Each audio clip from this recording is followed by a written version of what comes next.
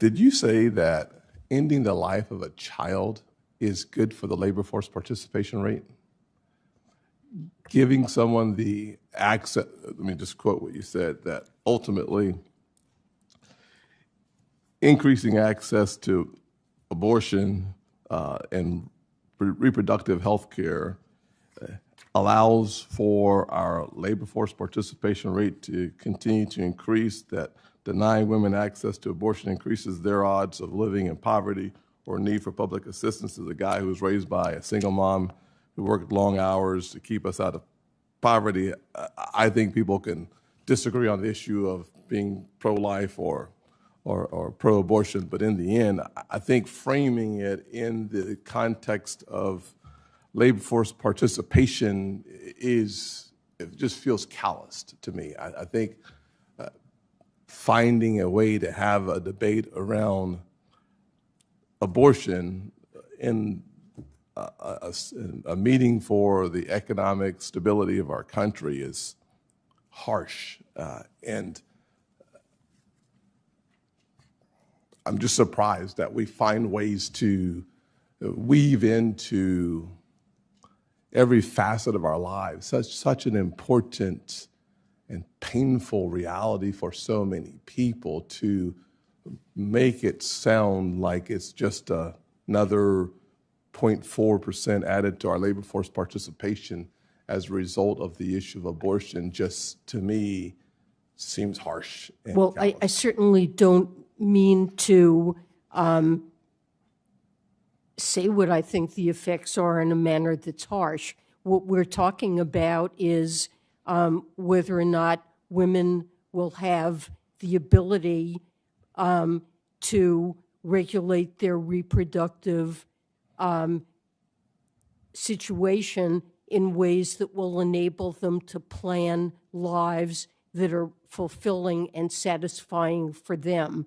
And one aspect of a satisfying life is being able to feel that you have the financial resources to raise a child, that the children you bring into the world are wanted, and that you have the ability to take care of them. In many cases, abortions are of teenage women, particularly low income and often Black, who aren't in a position to be able to care for children, have unexpected pregnancies, and it deprives them of the ability often to continue their education, to later participate in the workforce. So there is a spillover into labor force participation, it means that children will grow up in poverty and do worse themselves. Thank you. Let me just reclaim my time on the topic. This is the truth. I'll just simply say that as a guy raised by a Black woman in abject poverty, I'm thankful to be here as a United States Senator first. Second thing I'd say is that we can at the same time have a real conversation about increasing child tax credits that are refundable. We can at the same time have a conversation about the opportunity to have a more robust system around the issue of child care, of early childhood education. We could have a conversation about financial literacy. There's a lot of ways for us to address the issue about the child that's here. So that just to me was unusually piercing comments that you made. I will say on my prepared question that in face of persistent inflation, I think caused in many ways by the $2 trillion package that was approved in early 21 that was followed by a $1.2 trillion package that both combined led to an overheating of our economy, slowing growth caused by a backlog pipeline driven by too much demand with too little supply, followed by a lagging labor force participation rate. People aren't coming back to work, though we have millions of jobs that are open. The atrophying of the muscle for work seems to be endemic in this current Biden administration's approach, coupled with government debt that is now well over $30 trillion and growing very fast. How do we justify looking at the Build Back Broker plan or the Build Back Better plan and saying to ourselves that more money in the economy is going to help us to reduce the inflationary effect where the average person today is paying $4.37 for the average 87 unleaded gas.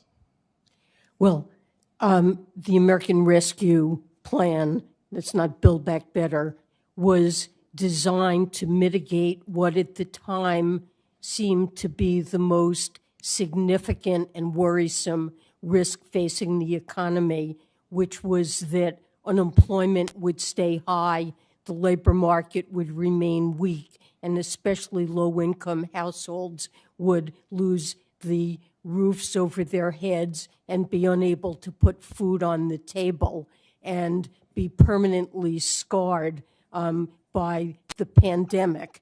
And at the time, forecasts were really quite dire, including those of the Congressional Budget Office and outsiders, and no one really knew just how significant the risks were.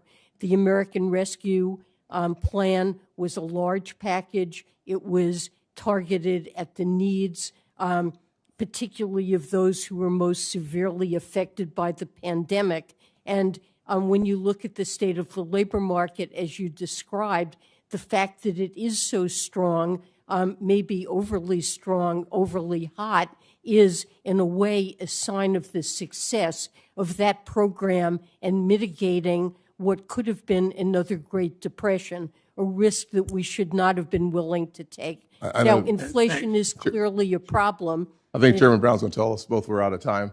So let me just finish with this, just perhaps. Statement, not a question, correct? Perhaps, yes, of course.